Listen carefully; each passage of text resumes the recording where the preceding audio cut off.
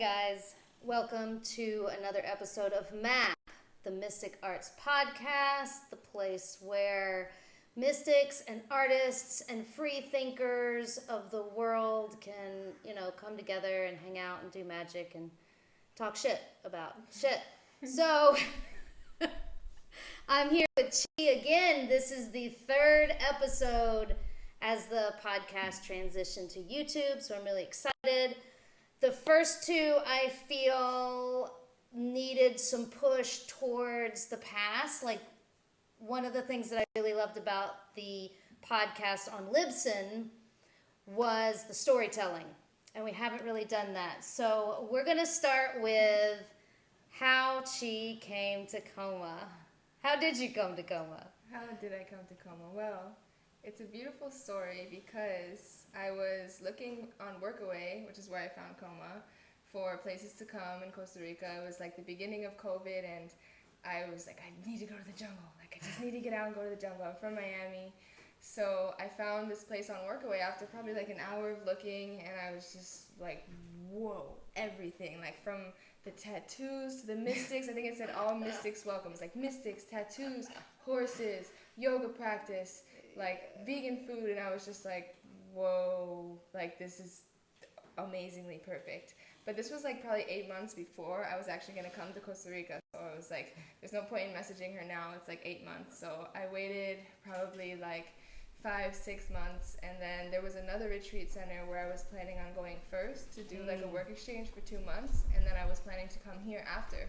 And I had no idea. I thought they would maybe be a few hours apart, or I didn't know how close they would be apart. And it turns out that CoMA was like a 10-minute drive from the other place that I was going. So close. I was like, it's so perfect. So and this retreat center has always had a relationship with CoMA. And actually that's interesting. It's the first time that I've thought about like what would the aspect they would be in square or opposition. Yeah. For sure. I don't know. But I was really attracted to them to begin with. There's been a lot of stories that have come through. It's also even shown up in the old podcast because so many people come through here that go there and vice versa because we're so close. Yeah. So then I think about 2 months before I was coming here, I finally messaged Eve, and I was so excited. And yeah, my plan was to go to the other retreat center for 2 months. I had a commitment there, and then to come here after. So I was at the other retreat center. I was there for like probably almost 2 weeks, and I just wasn't feeling like aligned to be there anymore. Like there was just a lot of things that were making me uncomfortable, and like it didn't feel right. And it was actually a really beautiful like karmic completion for me with some things that I had experienced in my childhood, to be able to like take back my power and leave there, even though I had made a commitment, even though I was supposed to be there for 2 months. I didn't feel right, so I was like, I'm gonna leave. It's so important to talk about trusting your intuition because I think it's one of the little practices that is underestimated. Yeah. Oh, I trust myself. No. Yeah. Do you when really? It comes down to it, making decisions like that, like to leave somewhere or something.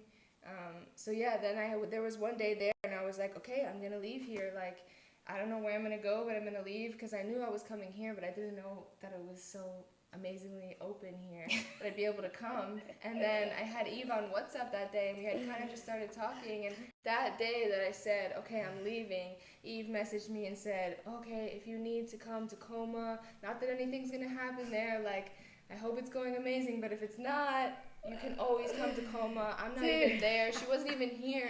I was in the States, okay? So one of the feelings that I had, and I always do everything kind of in like, okay, how should I respond, right? I always take time to think about it. And there was just this, don't say too much, but say enough to know that she can just leave at any point in time and come to CoMA because of what I know about the place as well, you know? Yeah. And then it was just such a moment of like, wow, feeling so supported and feeling so aligned and so excited too, because the whole time I was coming to Costa Rica, I knew I had this other place to go, but I was saying to everyone, I can't wait to go to the tattoo place. I can't wait to go. She really wanted to go to CoMA first. Yeah, so that I ended up here, And I was here for 2 weeks before Eve got here with Andrew. He was here house sitting, and that's one of the things I love the most about CoMA, like just the lessons that she brings up for you as soon as I got here. Like, it was so many lessons. It was just me and Andrew and CoMA, and so much learning to do, and it was so beautiful to come here and have this space open when I thought it was maybe going to have nowhere to go. I was jumping up and down because you, in our conversations, talked about being an equestrian. Yeah. So I knew we were going to ride horses together, and I'm just like, oh my God. Like, I really was manifesting somebody to come to help me with these horses because I'm having trouble with them. Like, Chola I'm now starting to realize, has like back alignment issues and some body issues that are gonna prevent her from being able to do upper level dressage. You know, she's just an old pasture bred horse. She's not a sport horse.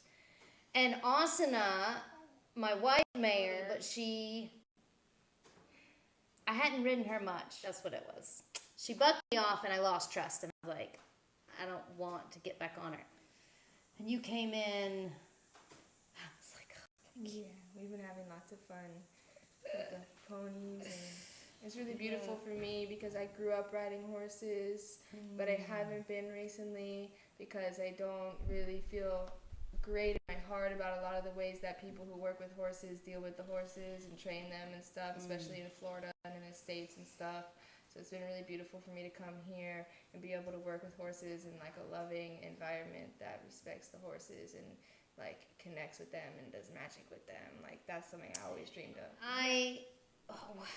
It's always been another life passion of mine. So I've done a lot of reading and a lot of study and a lot of work with specifically dressage and horses.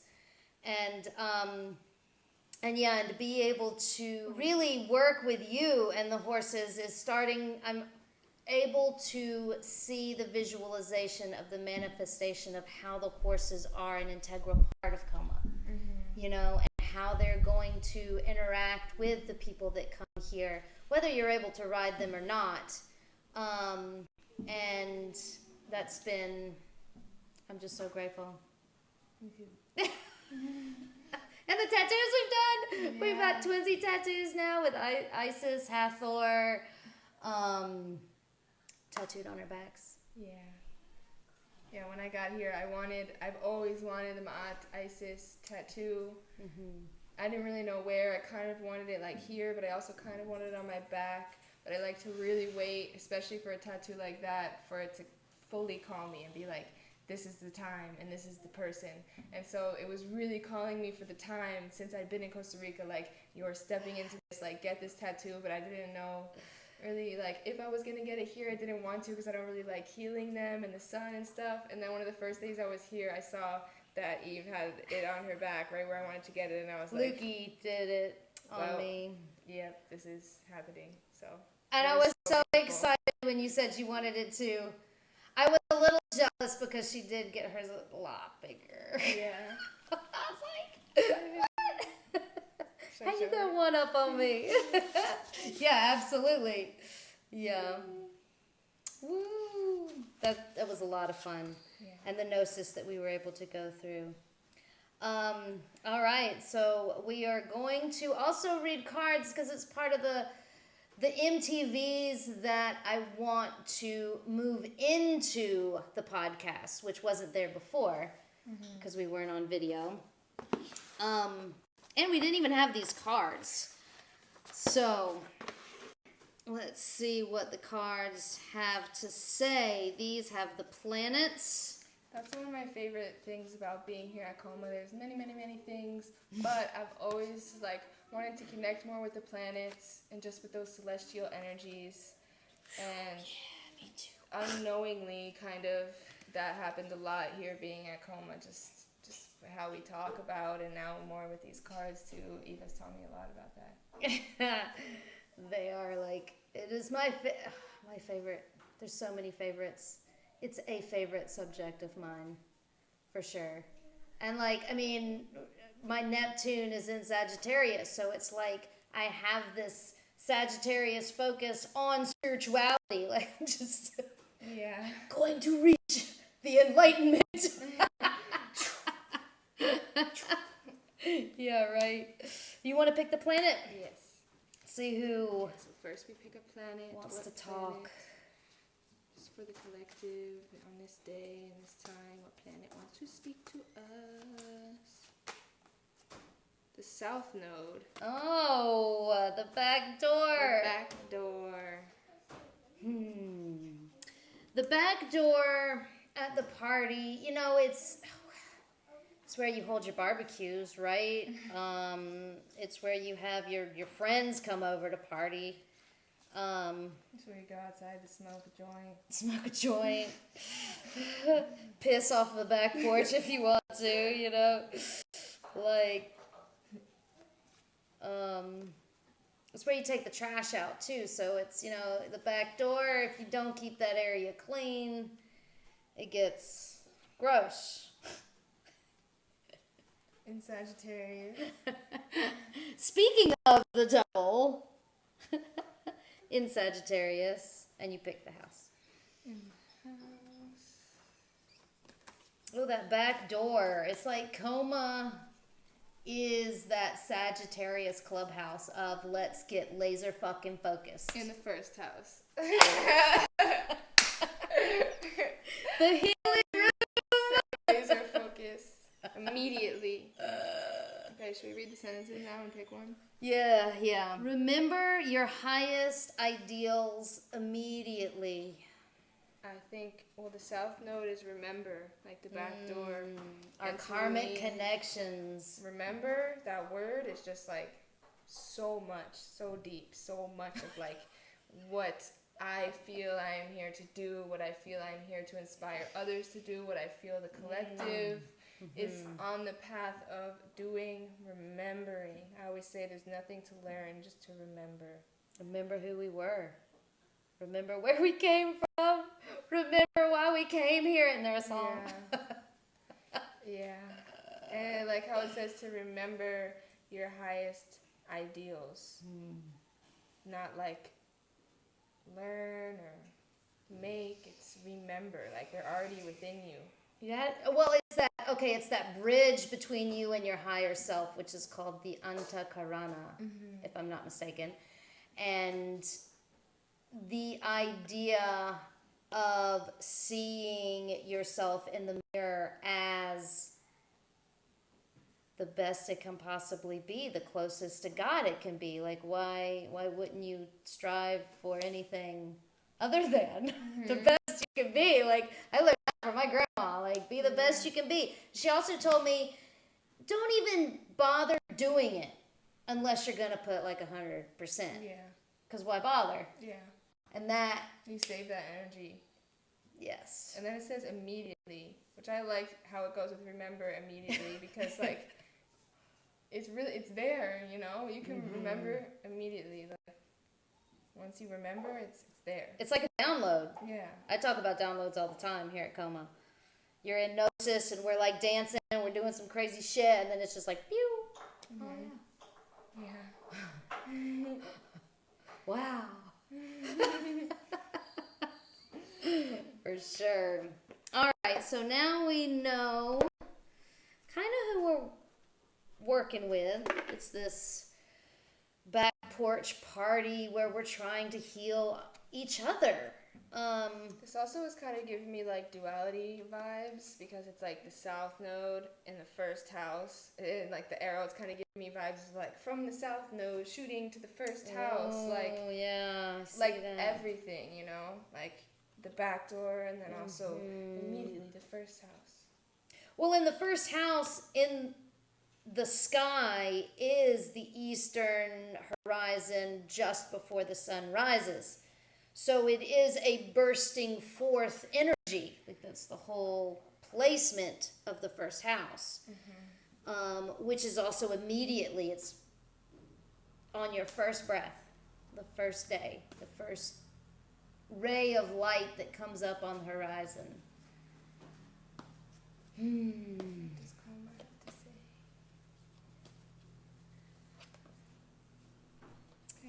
parenting. 63.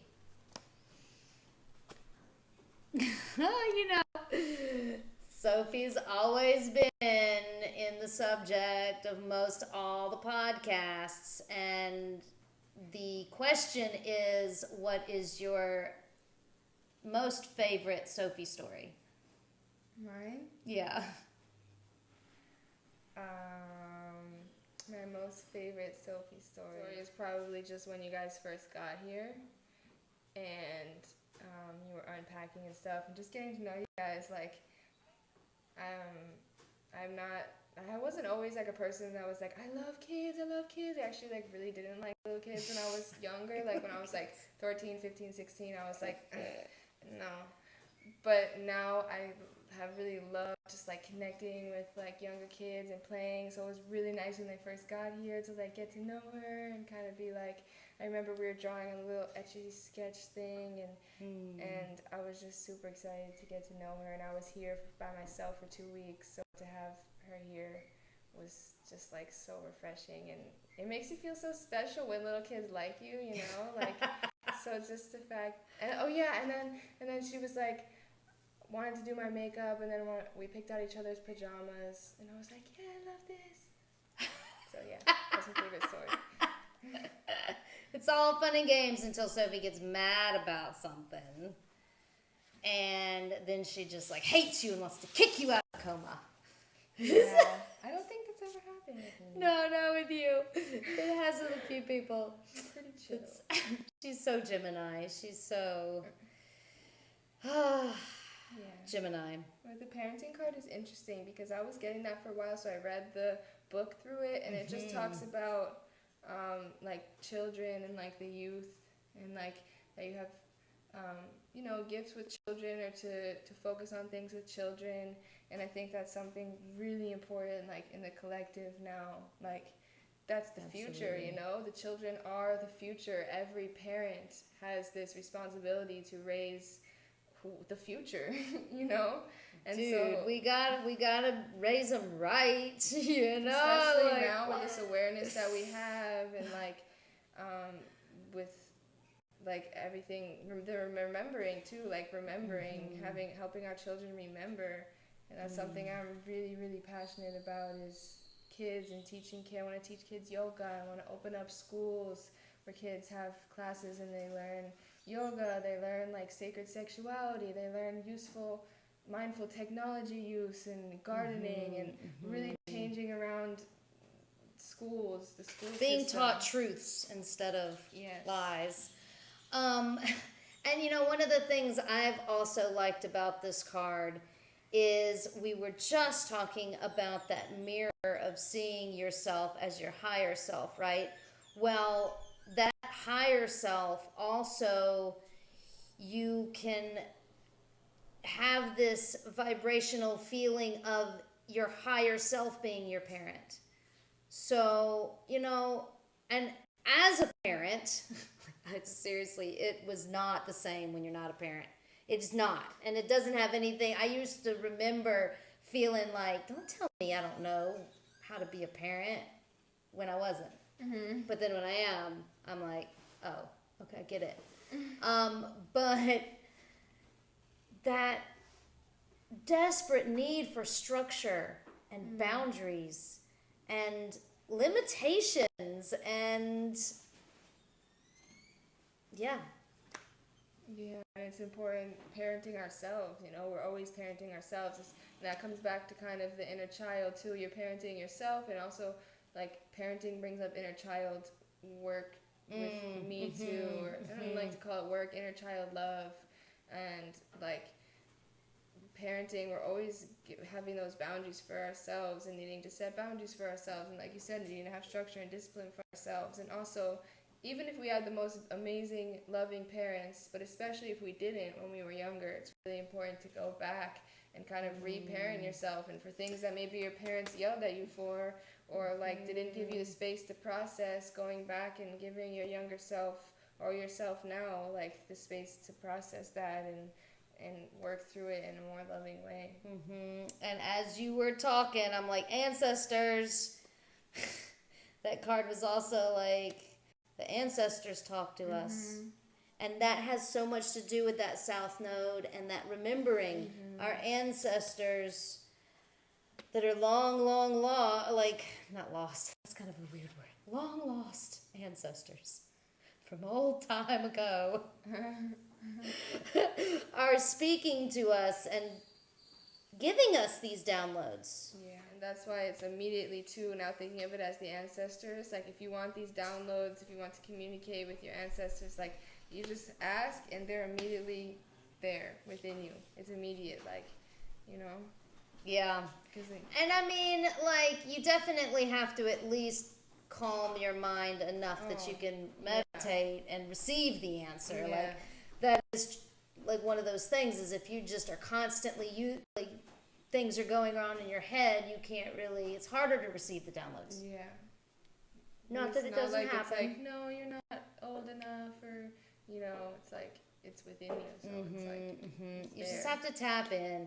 It's like a secret knock. Yeah.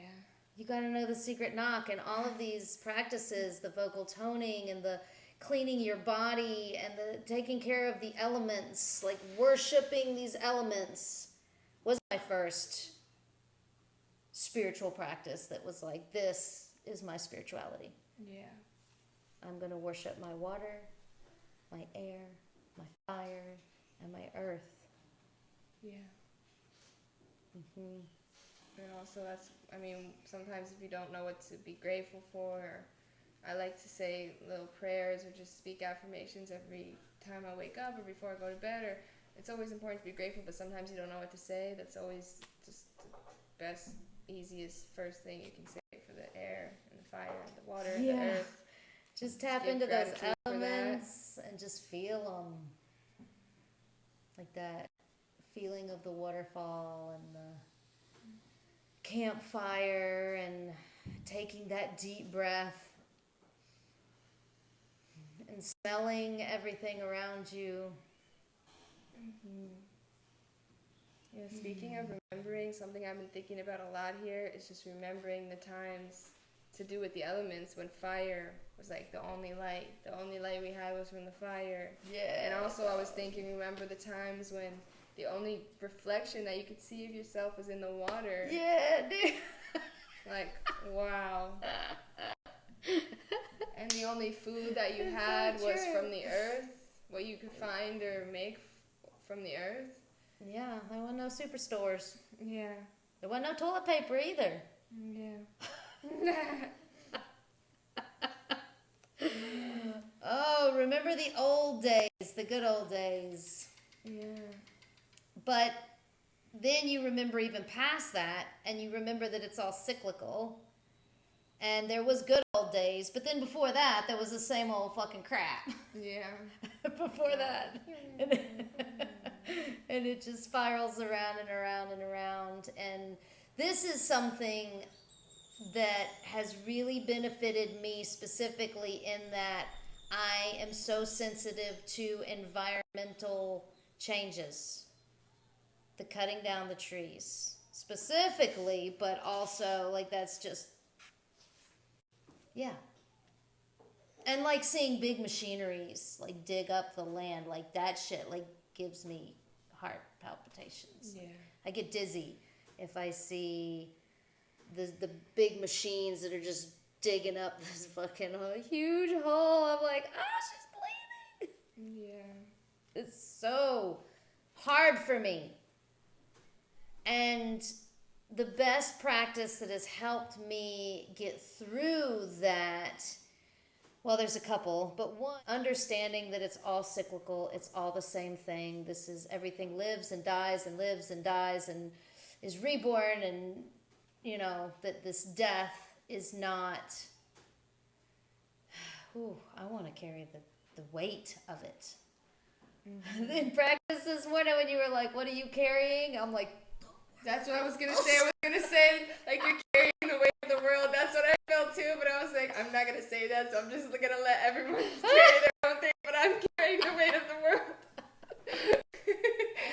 Dude, the psychic intuitions that we have here when we're in MTVs is quite phenomenal as well. Or I shouldn't even say that. They might like red flag the video and come arrest me. For being psychic? Being witches. Oh.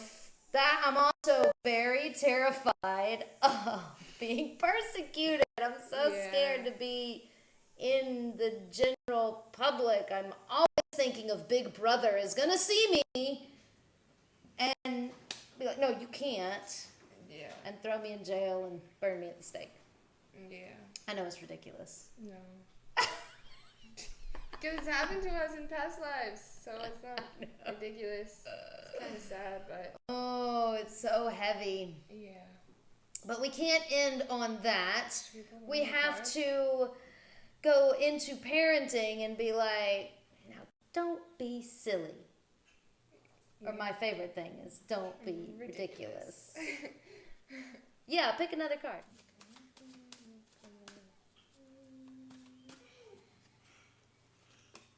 Perseverance.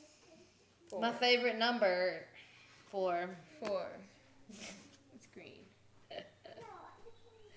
As a parent, yes. Being so sturdy and stable in your emotional swings. Keep on trucking. Yeah. Keep on going. I remember learning the word perseverance. It's funny how some things stick in your mind, like from when you're younger. And that's kind of coming back to me now. For some reason, I remember learning the word perseverance in like kindergarten and just thinking it was such a cool word and such a cool concept. Like, persevere, keep going. I think that's something really cool that we can do as humans.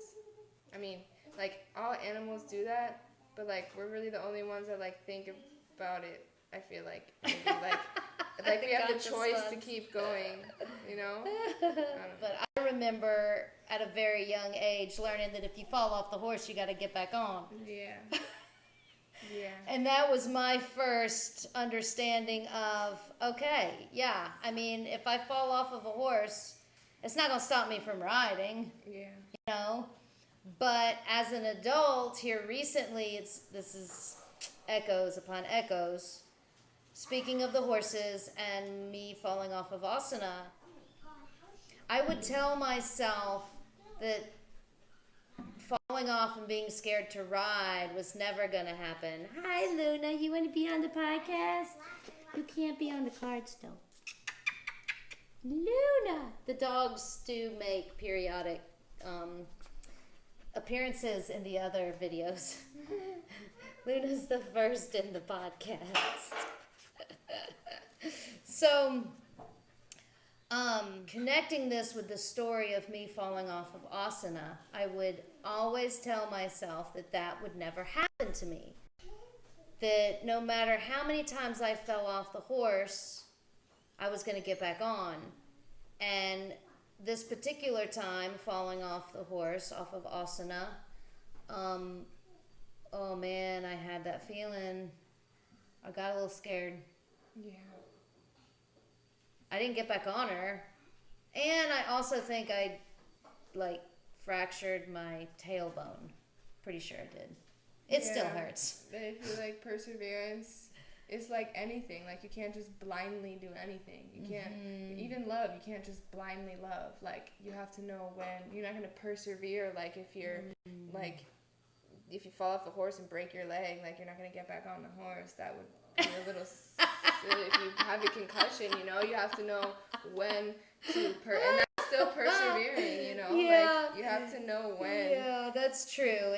I have the image of Mars, of that injured soldier dragging 5 men through war and on a broken leg. But knowing the place and time, because if you're in war and you break your leg and you have to, then you're back on the horse. But if you're just in the backyard riding for fun, then you know. Word. But I think with perseverance, for me, what comes up is like healing, and a lot of us are kind of rewiring and reprogramming the way that we think in old patterns and limiting beliefs that we no longer want to think like that. We no longer want to talk to ourselves like that. And I think perseverance is really big in that because it's not linear, you know. Sometimes you'll have this amazing download of being like, I don't have to feel like this anymore. I don't have to think like this anymore. And you'll go maybe 2 or 3 days, maybe a week. Then the next day, you're back feeling like that and thinking like that. And to be able to persevere and just keep going and not getting stuck there and saying, oh man, like it's not working and just giving up. It's you know, it's important to keep going and keep persevering. Yeah. It even has my name in the middle of it. Eve. Perseverance. Perseverance. Oh, well, I think that went marvelously. Thank you so much. Thank you. For being a part of CoMA. And, gosh, you're leaving soon. Yeah, I'm packing now. Yes. I'll be back, though. Well, thank you so much for being that. You and Andes, really, I will never forget and always be super grateful for you guys coming in and helping in so many different ways. And I know we're going to be in touch, so, like, you know, it's not like a goodbye thing. It's like a see you later. See you later. Let's split our separate ways and do cool things in different parts of the world, and then come back together and do more cool things. Yep. We got to heal the whole planet. Yeah, we got a lot to do. We got to hold that weight. So in love and light. And don't forget the lube. Don't forget it. Ciao.